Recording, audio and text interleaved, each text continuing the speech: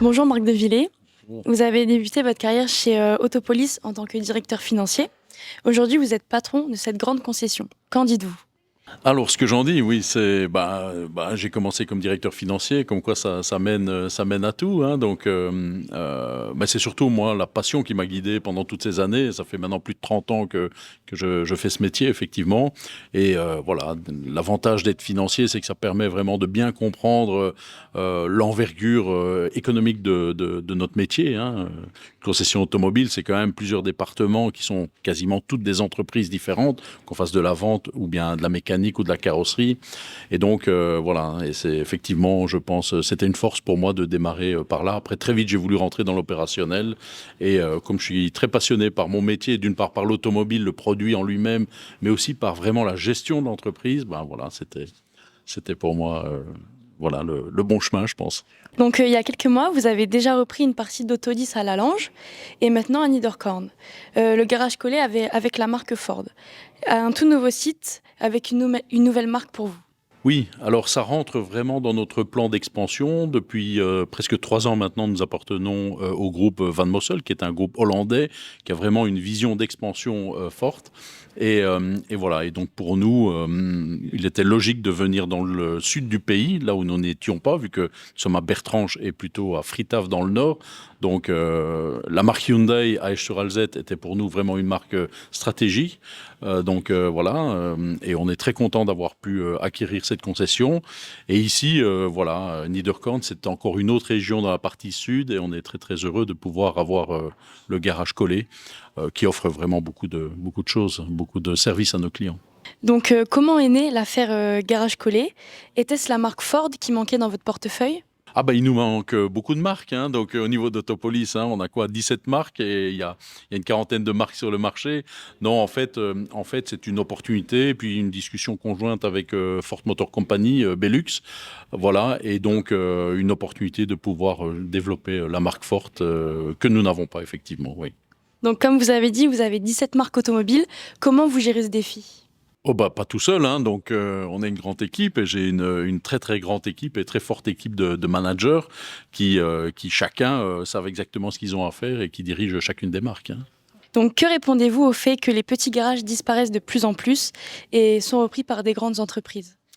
Bah, j'aurais premièrement envie de dire que c'est effectivement dommage, hein. Donc, parce qu'en fait, la concession familiale, locale, elle a un ancrage particulier, et voilà, et certainement des choses à apporter en matière de service à la clientèle.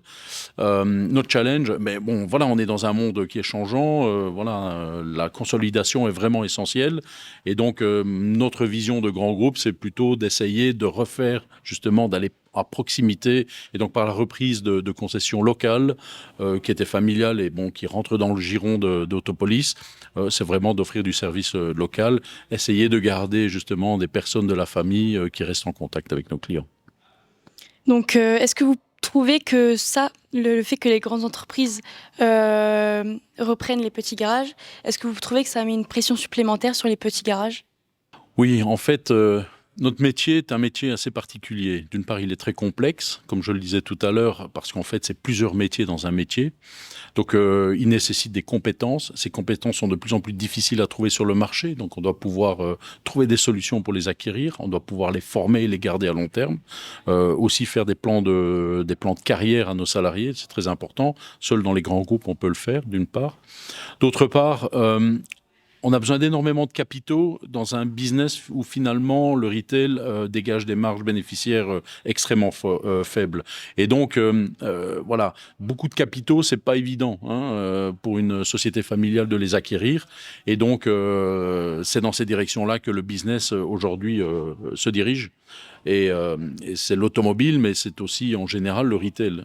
Donc la seule solution, c'est de consolider, de travailler tous ensemble pour faire des économies d'échelle, et offrir à ce moment-là, ou continuer à offrir le niveau de service que les clients sont vraiment en droit de recevoir. Combien de nouvelles voitures Autopolis met sur la route chaque année? À peu près 8000 voitures maintenant avec Esch-sur-Alzette et Niederkorn. Donc, cela nécessite également une bonne organisation. Et le nombre de personnes dont votre entreprise est composée, il y en a à peu près combien? Ah ben, il y en a exactement 458. Hein. Voilà. Donc, et tout le monde, comme je le disais tout à l'heure, sait exactement ce qu'ils ont à faire. Donc tout ça est bien réglé, bien organisé. Oui. Hmm. Donc en ce moment, le secteur automobile, il connaît également un léger redressement. Qu'en dites-vous? Oui, donc on est passé par des moments difficiles avec le Covid. Ensuite, il y a eu cette crise des composants électroniques. Donc, une espèce de pénurie s'est installée sur le marché. Aujourd'hui, on voit qu'il y a une production plus importante je dirais, de ces composants électroniques. Et donc, on arrive à nouveau mieux à offrir à nos clients des véhicules dans des durées qui sont acceptables, je dirais. Donc le prix de vente des voitures neuves sont de plus en plus réduits par des promotions spéciales. Ces promotions cadrent-elles également avec votre politique de vente ou sont-elles perdantes pour vous? Oui, c'est une bonne question. En fait, il faut savoir que le constructeur, via l'importateur, détermine vraiment les conditions économiques, les conditions de remise au client final, pour lesquelles nous avons naturellement une grosse partie de notre marge qui disparaît. Donc, en fait, aujourd'hui, nous suivons vraiment les politiques des constructeurs. Nous essayons de les influencer en fonction peut-être des volumes à faire ou des spécificités de tel ou tel marché ou de tel ou tel produit sur le marché. Voilà, donc on essaye toujours de l'influencer dans la vision du client et de la part de marché, donc de faire du volume. Comment vous, Marc de Villiers, vous voyez l'avenir de la voiture électrique? Oui, voilà, c'est une bonne question aussi. Moi, je suis un amateur de moteurs thermiques V8 puissants, etc. Donc, je suis un peu gâté par rapport à ça, vu mon métier. Maintenant, voilà, je pense qu'on a un impact et on a une obligation en matière de décarbonisation. Si effectivement la voiture électrique permet d'aller dans cette direction, de diminuer notre empreinte carbone et d'avoir un impact positif sur le climat, et là on le voit encore cette année-ci, il se passe beaucoup de choses, il fait très chaud tout le temps, donc je pense qu'on a effectivement une obligation, voilà. Et on va dans cette direction, le marché va dans cette direction, la politique nous pousse au niveau européen à aller dans cette direction, donc l'industriel au final n'a pas tellement le choix d'autre que de produire des voitures électriques. Et voilà, et quelque part, on pousse ces voitures sur le marché. Aujourd'hui, on est plutôt content parce que les véhicules électriques sont agréables à conduire, ne font pas de bruit, offrent de la performance. Donc, quelque part, je ne vois pas ça du tout négativement. Donc on voit qu'il y a des nouveaux arrivants sur le marché des voitures électriques, notamment les Chinois. Est-ce qu'ils pourraient rendre ce secteur encore plus difficile qu'il ne l'est actuellement? En tous les cas, une chose est sûre, c'est que les constructeurs chinois vont apporter une concurrence encore plus forte sur le marché européen. Et ça, on le voit, hein, donc clairement. Et nous, en tant que grand groupe, on veut aussi distribuer des marques chinoises. C'est le cas avec MG, par exemple, et Maxus. Et voilà, et participer dans ce marché qui est un marché de la concurrence. Et quelque part, bah, tant mieux pour le consommateur. Hein. Donc dans l'ensemble général, comment voyez-vous l'avenir dans le secteur automobile? Beaucoup de concurrence, cette consolidation qui va s'accélérer, qui est en train de s'accélérer partout au niveau européen, c'est-à-dire que ce seront des très grands groupes qui vont se partager non plus certaines régions au niveau pays, mais vraiment au niveau de l'Europe. Ça, on le voit clairement. Et voilà, et donc j'espère que le consommateur final s'y retrouvera dans tout ça. Depuis 2020, Autopolis fait partie de Van Mossel Automobile Group néerlandais, un groupe qui s'est fait un nom dans le secteur automobile.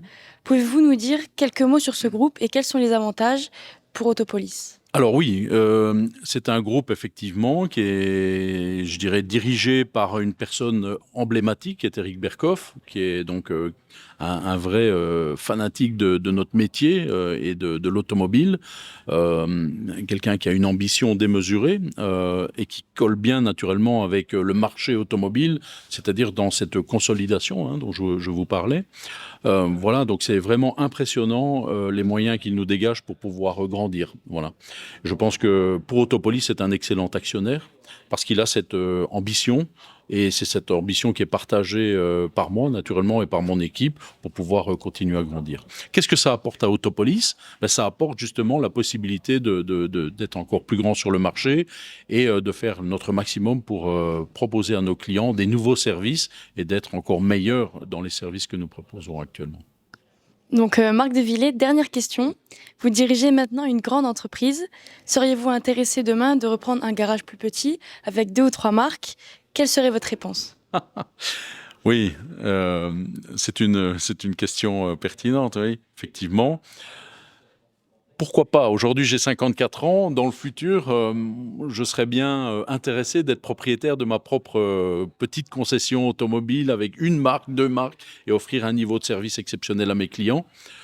Mais je pense il faut rester les pieds sur terre. Et ce métier a complètement changé.